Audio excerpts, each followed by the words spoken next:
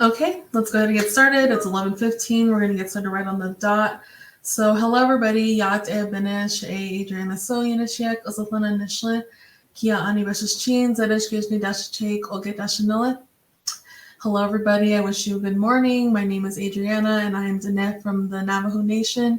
I currently reside in New Mexico on the Navajo Res, and I am Minigoats clan, born for Towering House clan. My maternal grandfathers are the Rock Cat clan, and my paternal grandfathers are the Hairy Ones. I always forget the fourth one. I'm sorry, but I'm very glad for you all to be here. It's very nice to meet you all virtually. This is it's this sort of set up like a webinar on Zoom, so you won't be able to show your camera or come off mic. But if we have some time at the end and you have any questions or you would love to share some of your own insight, I know we have a variety of different people in here. Some people who are maybe in different paths, you might have already gone to first year, but you're here to represent for your student who might be going into their first year. But we welcome everybody here. I'm really glad to be hosting this session all about preparing for your first year. So your first year in college can be very nerve-wracking, and it can also be very exciting as well. You're going to be going to a new school. It's going to be a whole different new experience. You get a little bit more independence than you did in high school, and it's just an overall different feeling. And some students might have already had this experience somewhat. Maybe you did like dual credit or something, but being a full-time student actually present on a campus can be very different in many different scenarios.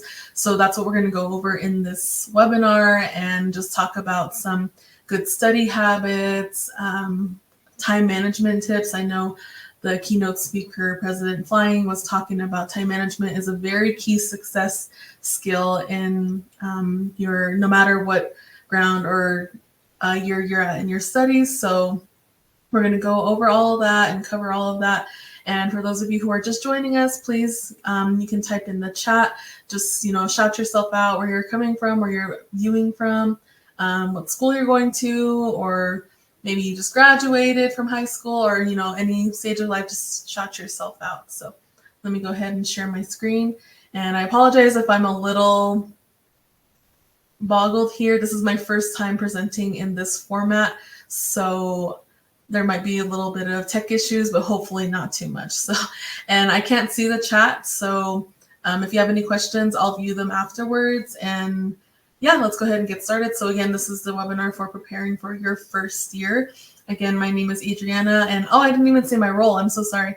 I'm a college success coach with the American Indian College Fund in the student services realm. So we work primarily with our Full Circle Scholarship recipients, and there's 3 of us coaches. There's myself, there's Loyola Rankin, and then there's also Julio Barron as well. So here's the agenda of what we're going to be talking about and going over during this session. So the first piece is going to be the introduction. So I'm going to be talking about my own first year experience of when I was a first year student at my college back in 2016. Oh my gosh. And then we're going to talk about the definition of what is a first year student. There's many different definitions that come from, different news sources, or even your own institution might have their own definition of what a first year student is. So we're going to kind of break that down into a single definition that we can kind of all agree on, and then look at the first year timeline at a glance. So again, just looking at the different breakdowns of each month and what that cycle is going to look like. You'll see a lot of similarities, and it's just a good overview to see for you as you start to create your own routine and your daily schedules, and just so you can kind of plan ahead and you won't be so stressed out as we approach final exam season. So we'll get more into that as we get into that section. And then we'll look at some examples of daily schedules of a college student. So I have 3 really cool examples. You might know the characters, but we're going to look at just different scenarios and how much time each student might need to spend on, doing homework, or maybe they have to take care of their child, or maybe they're a caretaker for their grandmother, or maybe they have a full-time job, just different things that we're going to look at as examples.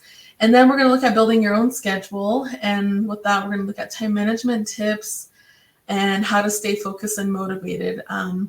As you start to get into the beginning of the semester, it can be very easy to get very excited, which it is a very exciting time. I mean, college is very fun, a very fun time and transformative time. But it's really easy to kind of fall into the overwhelming aspect of it too, especially if you're not prepared as well in the first beginning weeks of your semester or quarter. And then we'll just do some closing, and I will have a really cool event that I'm going to advertise to all of you that I'm going to be hosting in August as well with the first year program, and we'll talk more about that as we get there. So I'm going to talk about my first year experience. I have a bachelor's in business administration with a minor in data analytics from Fort Lewis College. So anybody who might be going to Fort Lewis College or graduated from Fort Lewis College or went to Fort Lewis College, go Skyhawks.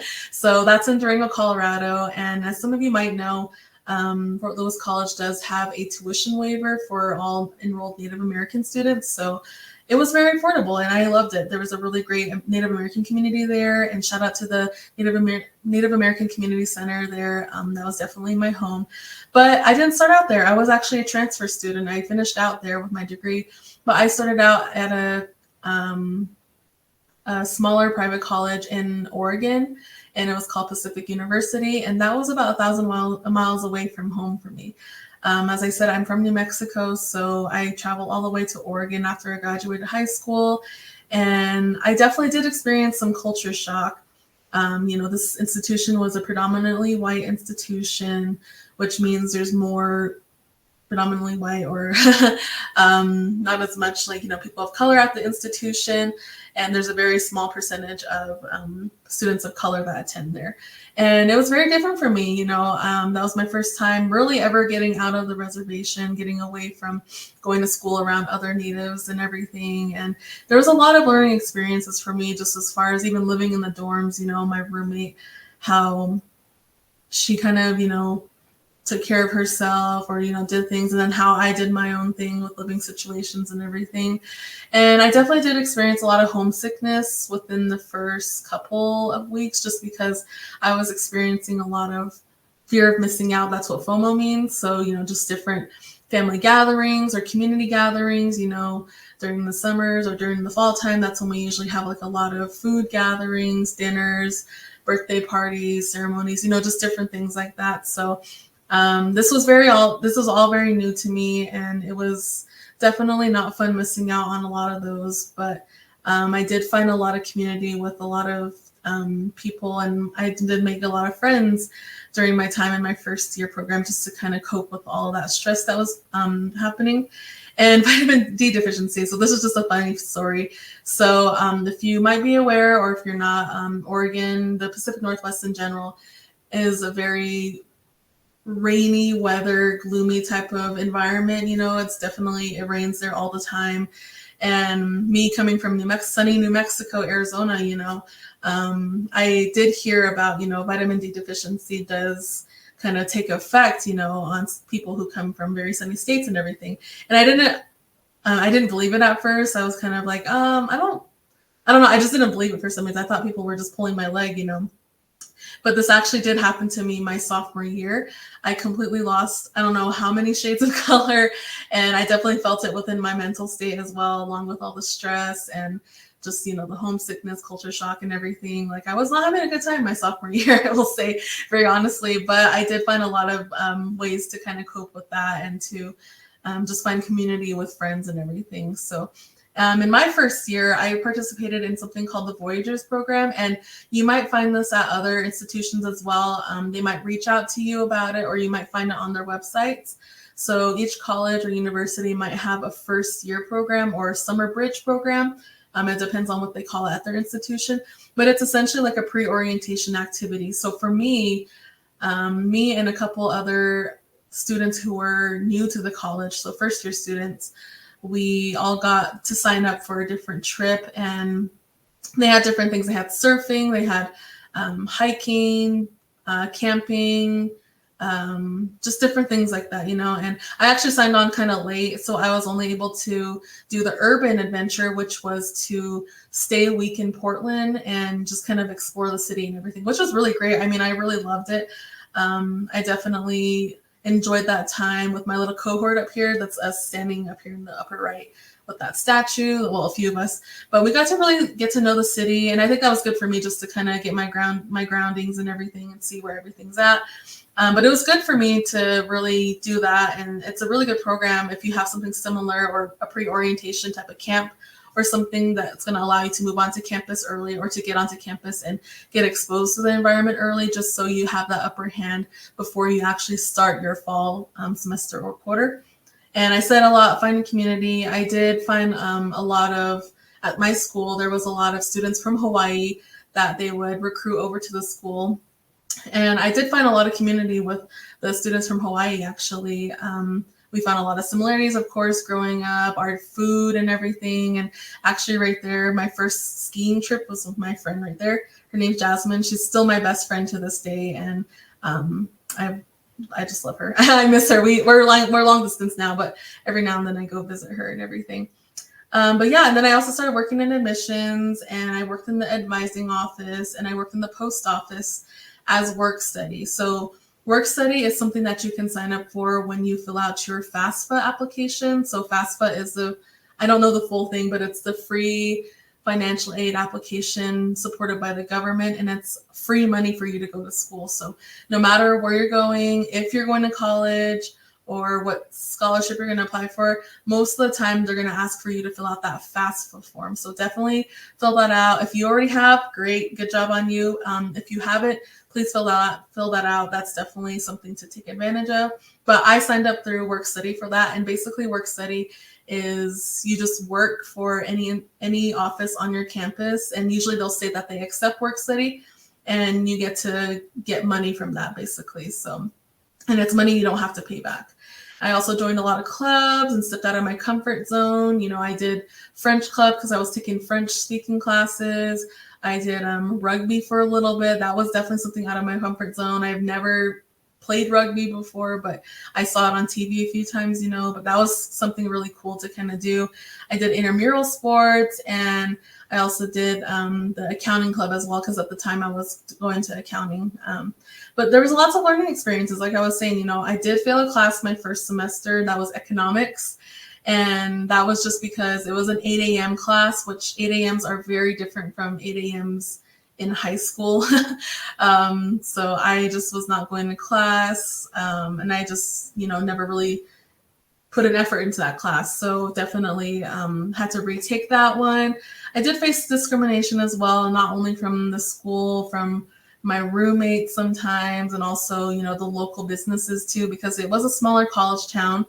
And also setting my own schedule. So, you know, time management is something that we hear all the time as being students and everything. And sometimes that's not the easiest to kind of get into. But if you have a really good guideline and you start early in your academic journey to build that time management skill, it'll really, really be beneficial as you get up into your higher education. So now we'll look at who is the first year student. So a first-year student is any traditional or non-traditional student that is attending a college or university institution for the first time at an undergraduate level. So what is an undergraduate level? That's anybody trying to obtain their associates, which is usually 2 years, your 2-year degree, your bachelor's degree, which is generally your 4-year degree, and then certificates can be added on along with any one of these degrees. And usually it depends on the institution, but usually they don't take as much as like an associate's. They're usually like 2 semesters long or something, but definitely depends on your institution. And then what is a traditional student? So there's, again, this can be very defined in different terms for everybody. But generally, according to like the US Education Office, a traditional student is any student who has obtained their high school diploma or GED and immediately goes into college. So any graduating seniors going into college. And then a non-traditional student is any student who's going to college after a few years. So maybe you attempted college, but it didn't work out, or you waited some years, you got a job, or you had a family or something, you know, just different things that hindered you from going to school. But, you know, that's basically what a non-traditional student is, but it's not as, there's no really defining point other than, you know, the time waited when you went to college for the traditional or non-traditional students. So I'll use them I'll use both of them, and then I might just use first year student because it's really to the bottom of it. It's going into your first year of college. And you also might know them or hear of freshmen. Many colleges and universities still use this term, but it's not as widely used anymore just because we're trying to get away from that language because there's a lot of culture of hazing that comes with freshmen and being a freshman, and also just using more like inclusive language as well. But some, colleges and schools will still use freshmen. So it just depends on where you're going. So now let's go ahead and look at the first year timeline. So again, your academic calendars are subjective to the college university. And again, they do have different setups of how your term goes to. So some schools will traditionally go with the semester route. So you'll have your fall semester and then you'll have your spring semester.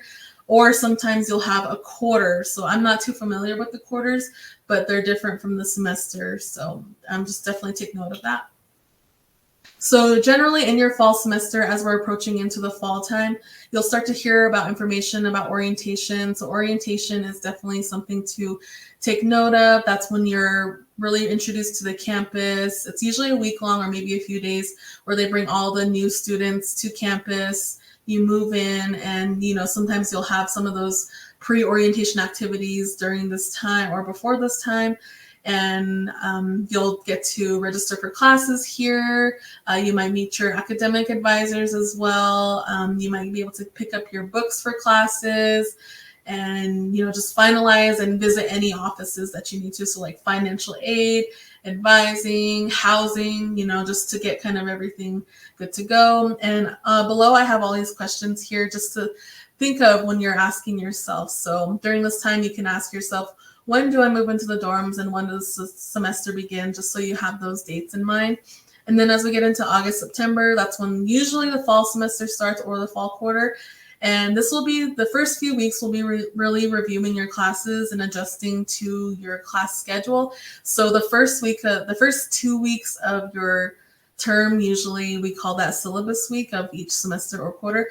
And that's just when each of your classes will be going over the syllabus in your classes. And usually that's kind of like the ease into the semester. So really just talking and defining terms, getting to know your professors, and really taking note of when important dates are. So I have one is the add drop date here. That's a really essential deadline to look at, essentially when you are thinking of either adding a new class to your fall semester, or let's say you're taking a class and you don't necessarily want to take it anymore, you can drop it without it showing on your transcript. So really good dates to look at. You can look at them through your academic calendar, through your school, or sometimes, usually most of the time, they'll have it on, your instructors will have it on their syllabus. And then during October, that's midterms. So you might have had this in high school, maybe not, but midterms are usually a checkpoint to see how you're doing in classes before the final exam. So it's a little less stressor of a version of a final exam, but it's a checkpoint just to see if you understand the course material or if you need additional help either with tutors, or you can reach out to your professor as well just to see if you understand the material. And then crunch time, this is when you start prepping for final exam season. So usually it's the last 2 weeks before the semester ends.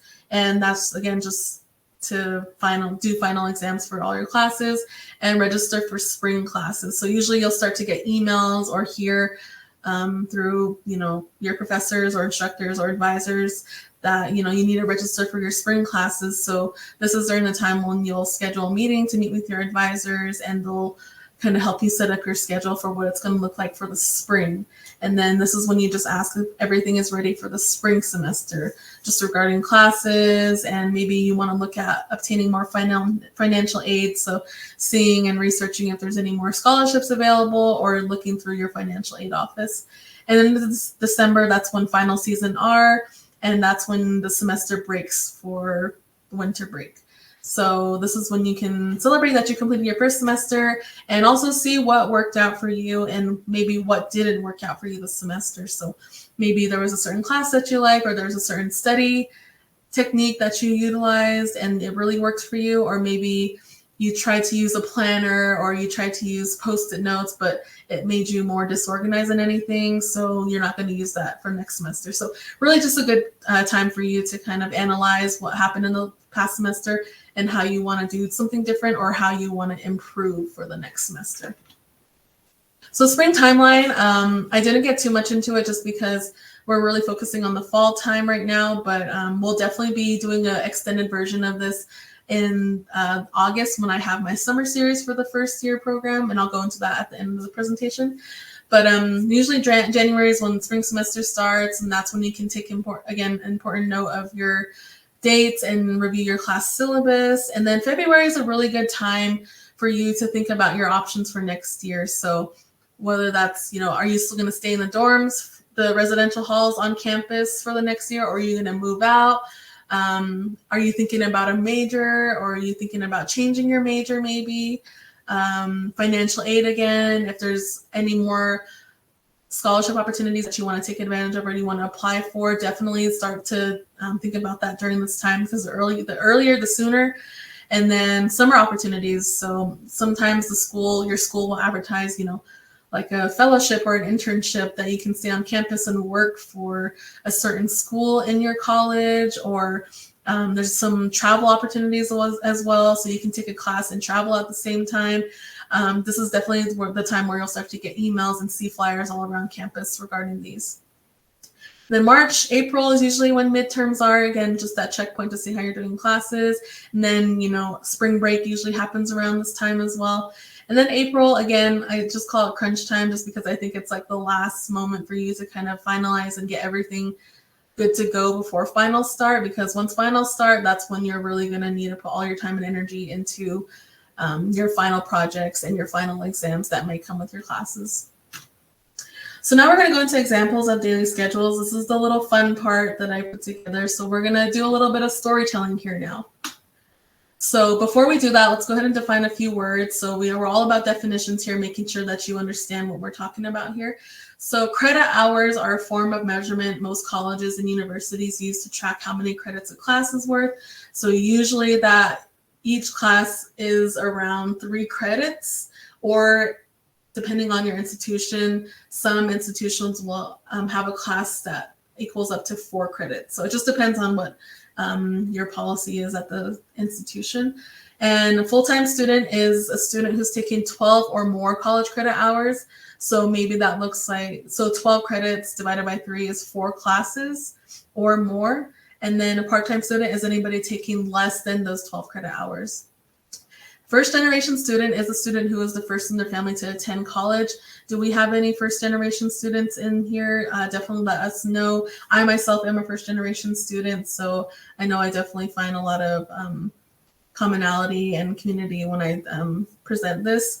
And then internship is when a student works in an organization in order to gain work experience or to satisfy requirements for a degree or qualification. So getting that career experience. And sometimes this is a really good thing for you to get that real life experience to make sure that you want to go into the field that you're wanting to go into. And then sometimes, like in my case, I did an accounting internship one time. And while I love the people that I worked with, I love, the quick environment and everything, it just wasn't something that I could see myself doing for the long run. So I inevitably thank this internship for helping me kind of guide my way to another direction of what I wanted to do. So Cheese. So as you know, in Reservation Dogs, Cheese is a character. And with these characters, I kind of played a little bit of storytelling looking into the future. So I know Cheese is a little bit younger, but let's just pretend he's going into his first year of college at Haskell Indians University, and he's going to obtain his Bachelor's of Arts in Creative Writing. So he is a first generation student. He lives off campus and is a caretaker for his grandmother, and he is a full-time student. He is taking 12 credit hours, which is 4 classes, and approximately spends about 8 to 10 hours on homework per week. So you can see that, while primarily Cheese is a full-time student, he also does take care of his grandma and everything.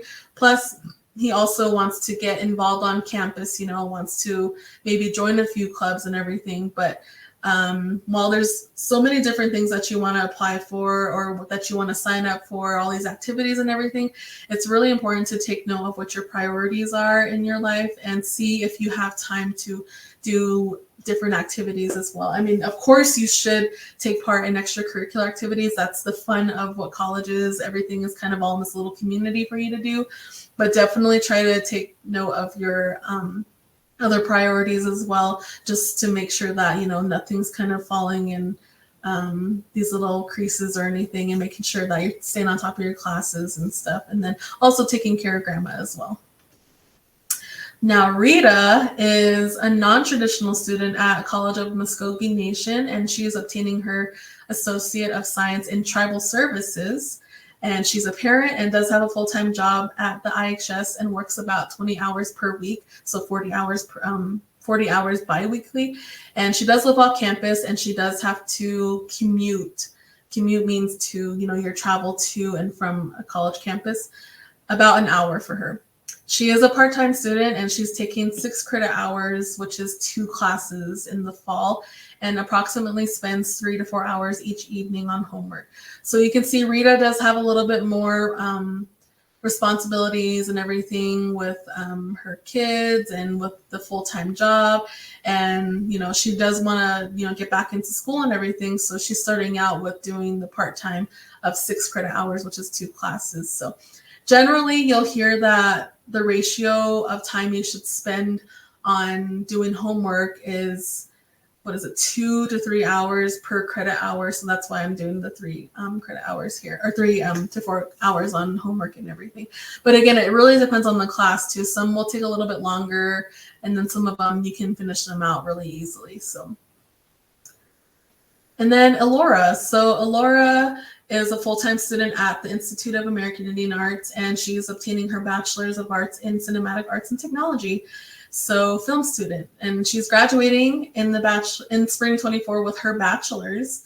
So she's very busy trying to finish all her final projects and everything. And she has a filming internship this fall. So she's going to be getting that hands-on experience working with the film industry, the local film industry.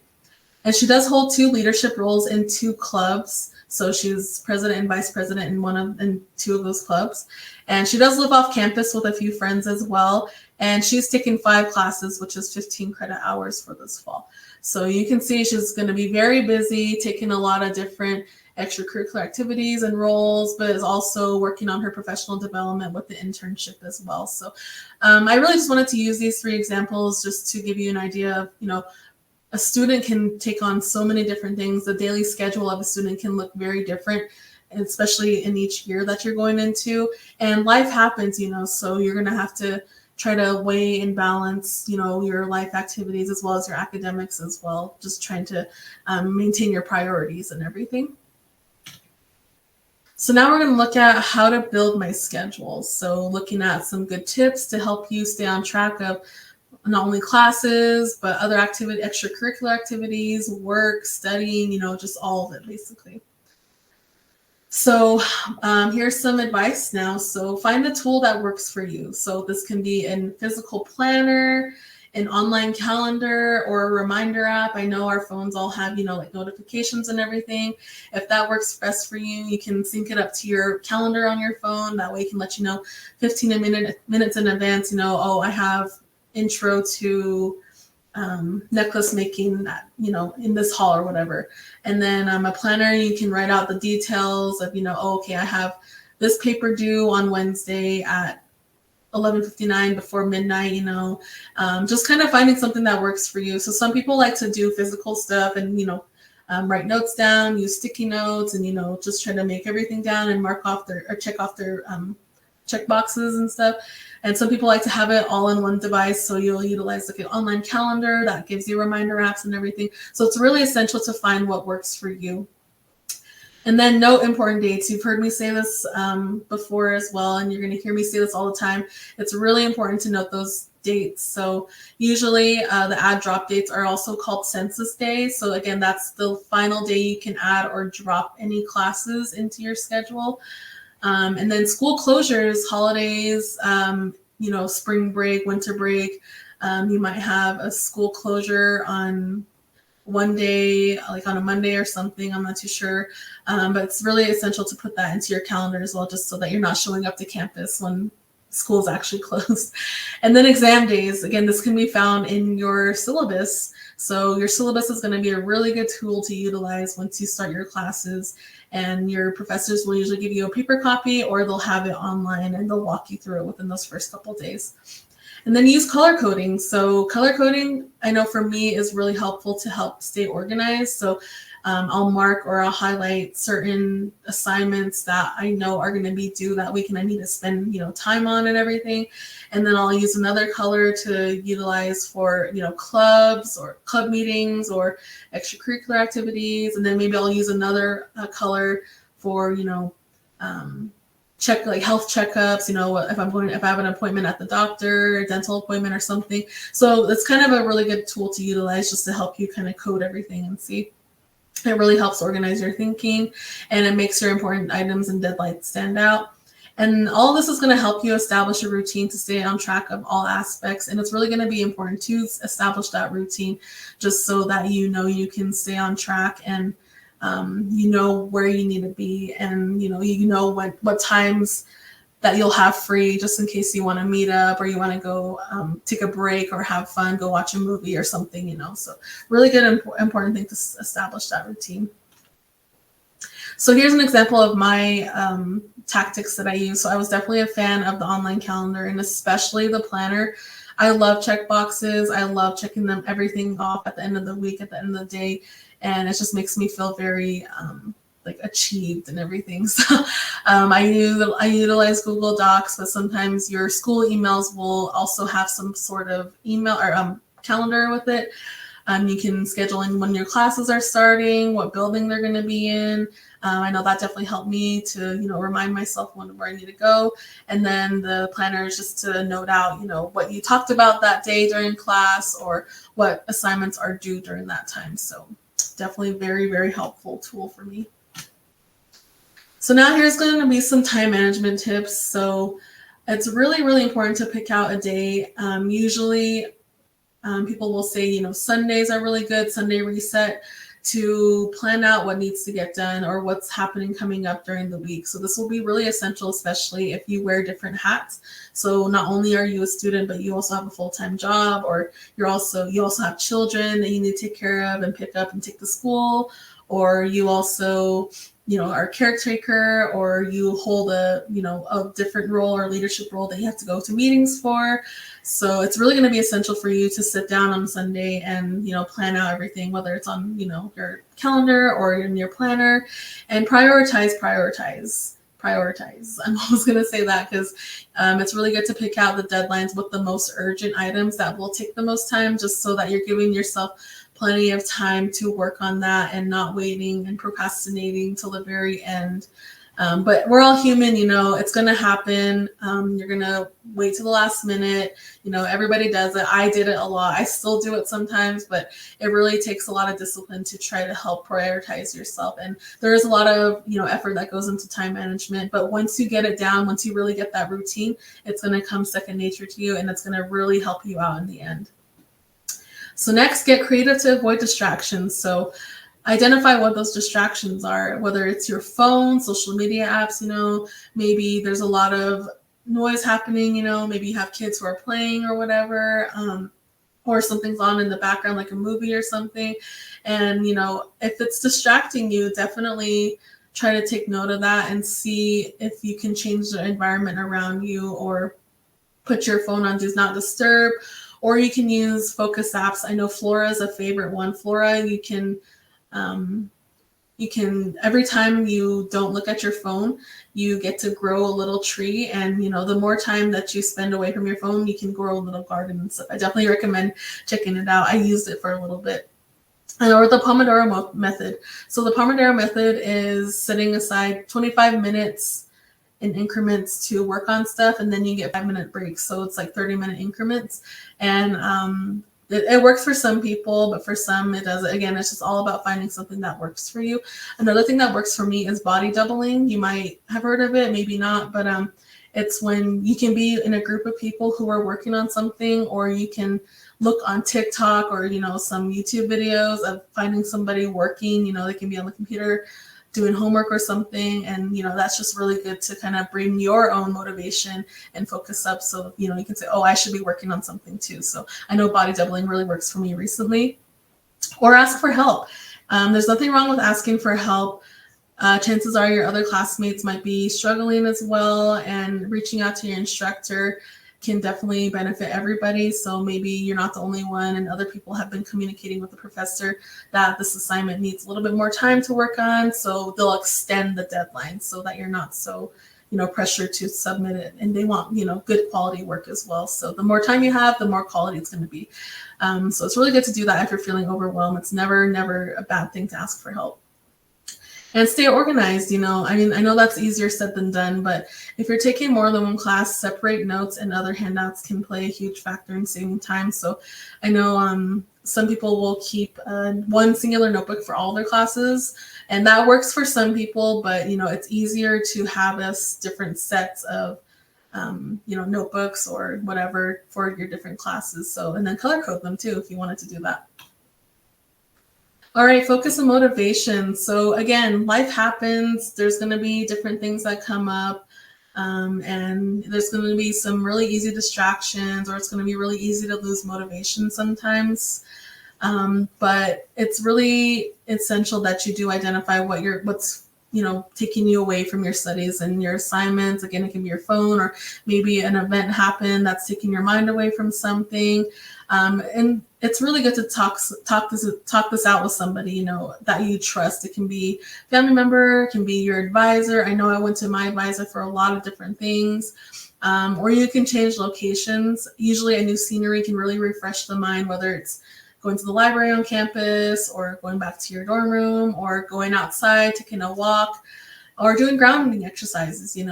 Close your eyes, you can meditate, listen to what's around you, what you can feel, what you can smell, just to really kind of ground yourself and, remind yourself of what your values are. Why are you in college? Why are you choosing to obtain this degree?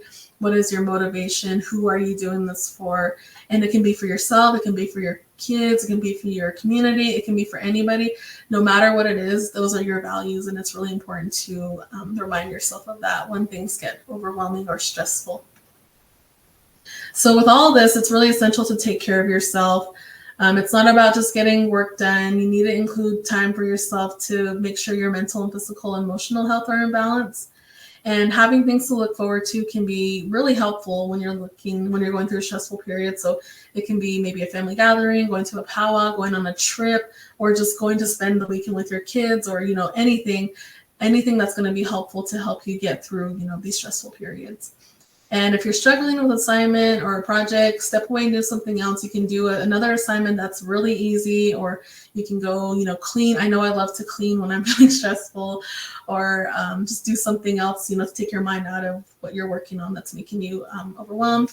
Or go for a walk, lay down, close your eyes, stretch, get your body moving, kind of do something else, and then you can go back to work on what you do. And make sure you're eating. I know it's really easy for us to get caught up in what we're doing and stuff. So make sure you're eating, you're getting enough water, and you're getting enough rest.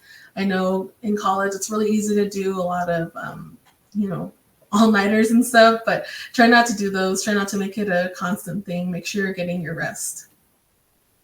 Okay, so I know we're running out of time. I'll just breeze through this really quickly, but what does a successful semester quarter look like? It really depends on you.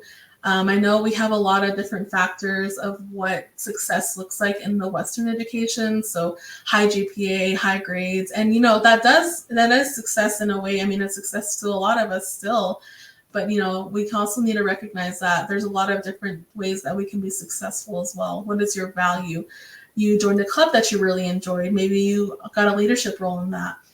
Maybe you have a clear image of what your field of study is now. You have a little bit more like an ease of mind in what you want to do. Or you just simply completed the semester or quarter in good standing. Just take those victories and run with them. That is success. And if it feels like success to you, it makes you feel good, then that is success right there. So now I want to end off with this quote Ferris Bueller's Day Off is one of my favorite movies, and this is my favorite quote that I always love to see and say. Life moves pretty fast. If you don't stop and look around once in a while, you could miss it. And that's really essential because we can get really busy in our lives as college students, but definitely stop and look around and enjoy the present. So. And lastly, I did mention that I'm going to be doing a first year program, which is going to be a virtual summer series. This is going to be happening in August from the 8th to the 30th. And we're going to be hosting a lot of different workshops and series and different discussions, all revolving around the first year experience. So if you're interested, please sign up. You can contact me as well. You can sign up for, a child or maybe one of your dependents or anybody in your family who might be a first year. If you're a school official, you can definitely sign up, or anybody can sign up who wants to learn a little bit more about the first year program. So I will put that into the chat, and I know we're running out of time, so definitely. Oh, that's not it. Sorry. Also follow our social media. We'll be presenting it there as well. But thank you all so much for being at the presentation. I know we're going to be doing our closing remarks or breaking for lunch actually, so we'll see you over there.